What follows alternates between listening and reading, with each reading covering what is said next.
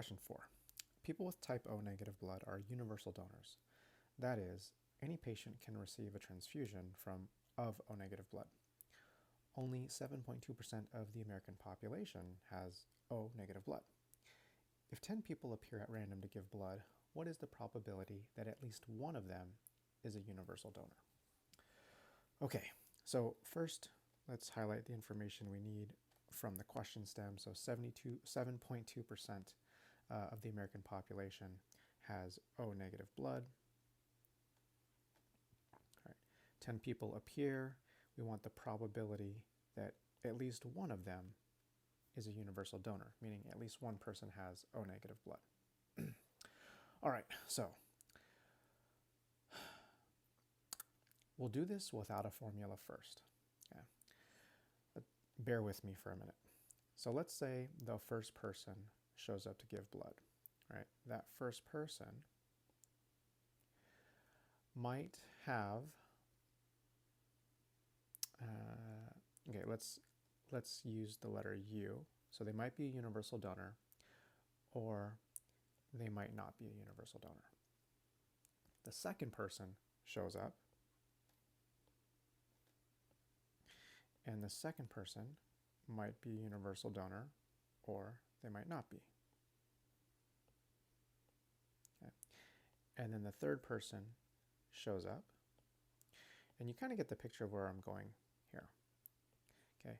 Obviously, I can't draw the tree diagram for 10 people showing up. It would just be way too many branches. But if we can do it for 3 people, then we can extend what we know for 3 people for 10 people. Okay, so third person shows up. Third person might be a universal donor, or they might not be.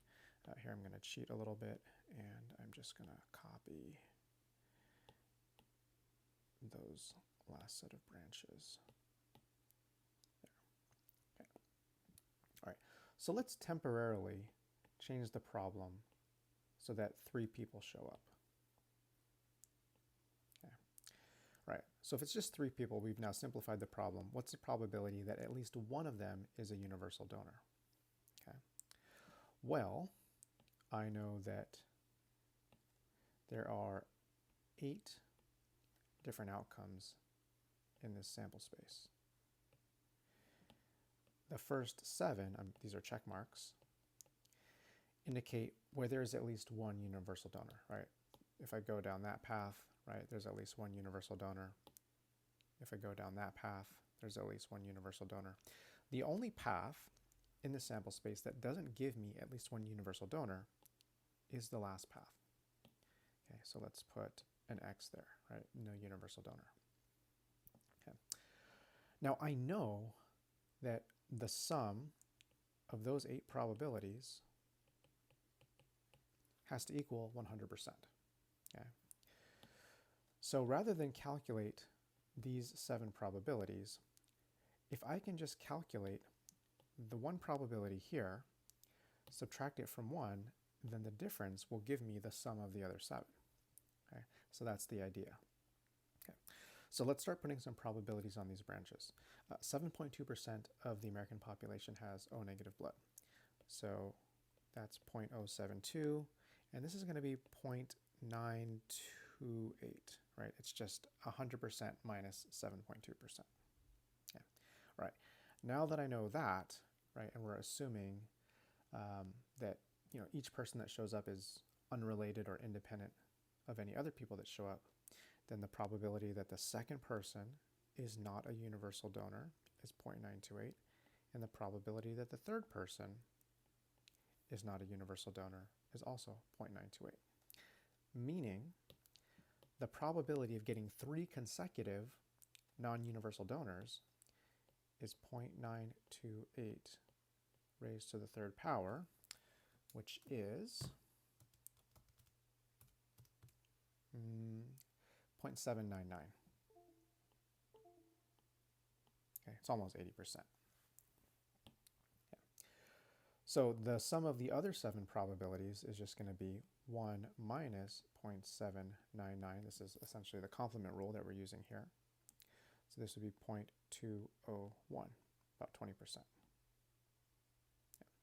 Yeah. Now, this is not the right answer because we simplified the problem. It was 10 people show up. We did the problem with 3 people showing up. Okay, but now in your mind, imagine that we drew this tree diagram with 10 people, with 10 consecutive sets of branches.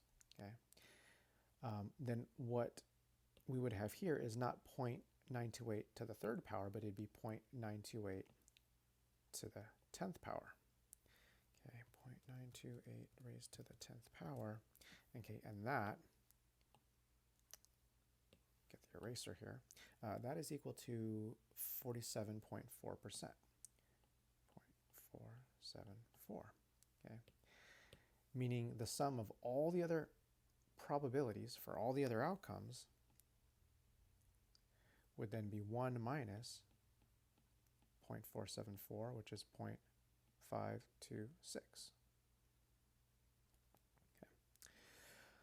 Okay. So this here is the probability of not getting any universal donors. None of the 10 people are universal donors. And then the complement rule gives us the probability of at least 1 universal donor. Okay. And so the answer is going to be C. Okay. Now, you could totally have done this without the tree diagram, right? Just realizing that you want to find the probability of no universal donors. So take the complement probability of 7.2%, right, 92.8%, raise that to the 10th power, and then use the complement rule again to find the probability of at least 1.